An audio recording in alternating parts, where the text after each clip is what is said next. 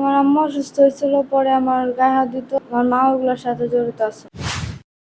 আমার আম্মু অসুস্থ হয়েছিল, পরে আমার গায়ে হাত দিত আর কি। পরে আমি বাসার সবার সাথে ঝামেলা করে চলে গেছিলাম। পরে আইসা ফুপুরে সবাইরে বলছিলাম, ফুপুরা নিয়ে আসছিল আমারে। আমি এই জায়গায় আসতে চাইনি, আমার জোর করে আনা হয়েছে রোজার কয়েক মাস আগে।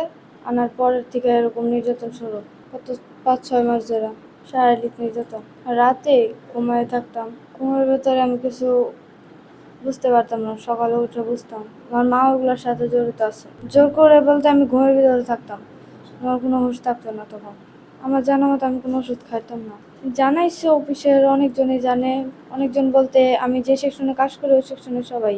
পরে একটা আন্টি আর কি তার মেয়ের জামাইরে বইলা এরকম করাইতেছে, আমি জানিও না। আমি চাচ্ছি যে আমার এই জায়গা থেকে আলাদা করে দেওয়া হোক, আর ওনাদেরকে এলাকার থেকে বের করে দেওয়া হোক। না, এরা বিচার করছে, কম বিচার করে নাই। এরা অনেক মারধর করছে, অনেক অত্যাচারী করছে।